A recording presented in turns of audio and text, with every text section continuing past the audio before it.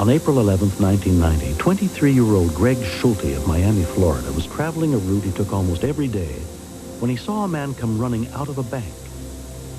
When he threw something away, I wasn't sure what it was, but I knew what he did throw away was the thing that was smoking.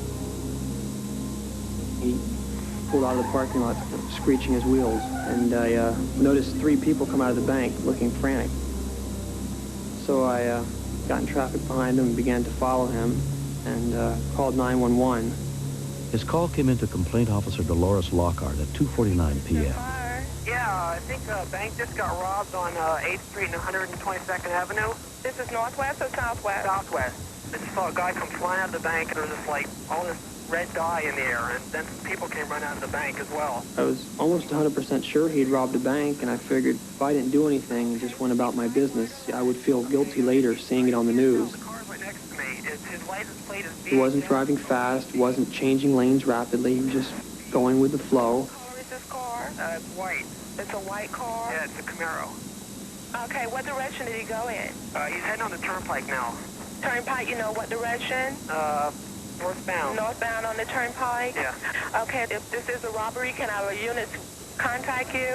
Yeah, well, the guy is still right near my car, so, I mean, you might want to verify this as quickly as possible. Okay, just one moment, please. All right. I checked on the screen next to me to see whether or not there was a robbery in progress. And if it was, in fact, a robbery, then he was going to continue following the subject. And there was nothing on the screen. I was kind of surprised. I figured any time somebody robs a bank, immediately they're going to press the silent alarm button. So I was kind of surprised that 911 did not know about it yet. It was unknown if it was, in fact, a robbery. But I gave all the information that Greg gave so the dispatcher could send a unit out immediately to check it out. I knew I still had time to make my class, and I wasn't going to be late, so I figured I would ride it out for a while and see what happened.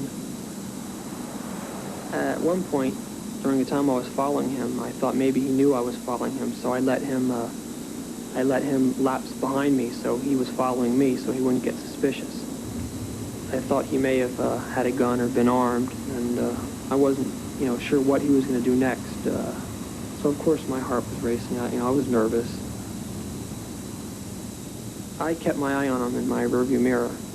There was no place he could have gotten off, so I know he couldn't get away from me. And then slowly, I dropped my speed back, and he eventually passed me again. Greg tracked the white Camaro for nearly 25 minutes. When it exited the turnpike, he followed. I was kind of frustrated, having not heard back from 911.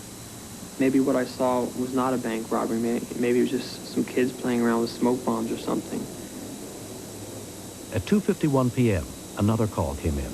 Dade County Police and Fire, do you have an emergency? Yes, we do. We have a hold-up alarm. It's a hold-up alarm? Yeah, it was a robbery because we just called the banking center. A significant amount of time had passed where I had pretty much given up at that point, not having heard back from her. I was sure that it must not have been a bank robbery. Less than a minute after giving up the chase, Greg's car phone rang. Hi, this is Metro Dade Police calling. Uh-huh. Are you Schulte? Yes.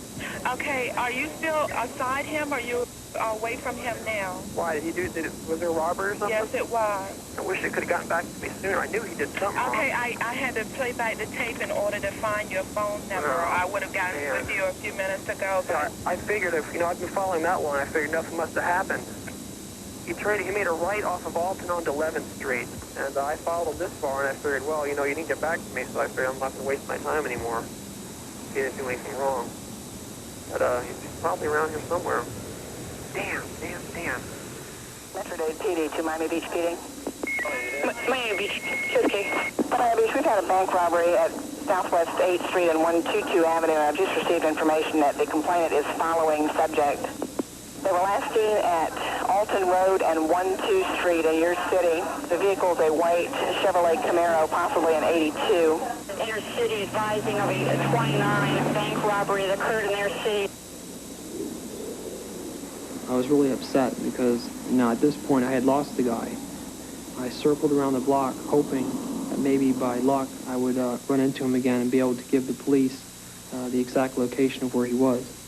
So they made a right from Alton Road on 11th Street, possibly eastbound.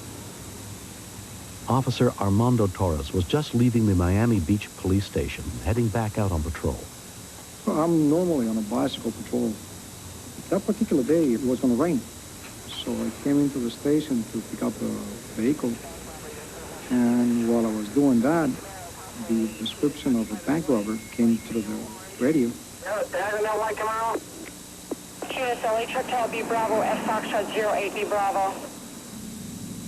08B Bravo. Subject is 1100 Meridian. I'm coming out of the police station, and there he is. I mean, it's just like being at the right time, at the right place, and the guy being at the wrong place at the wrong time. Subject looks like it's going to go westbound on 11th. That's 2401, 11 Meridian, you're going westbound? Just ahead of the Camaro was an unmarked police car, driven by Detective Calvin Lincoln. I looked in my rearview mirror, and I observed a white 1982 Camaro occupied by one white male. I assumed that this could possibly be the armed robbery suspect from Miami. At the same time, a uniform unit pulled behind the white Camaro, so putting the white Camaro between the two of us. We don't want to do anything rash like jumping out of our vehicles and start pointing guns at them while you're in front of them. And we had a marked unit behind them, so what would happen is we'd get caught in a crossfire and we wind up shooting each other. So what we did was I pulled over to the side and we took them from the rear. Sorry, driver, pull over to the side. The vehicle has tinted windows, so I don't know if there's one individual in the car, there's two, and if they are armed. Driver, pull over to the side now. The dispatch advises that the guy was armed. It was an armed robbery. Driver, get out of the car! Put your hands up! Come on, get out of the car! Come on, get out of the car!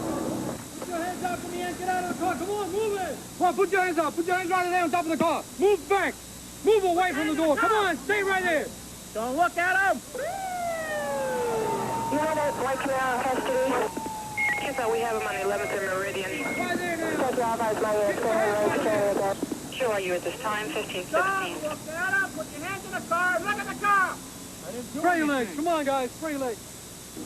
They were still making the arrest when I was coming up, and I was thinking to myself, you know, we finally won one for the good side. What did I do?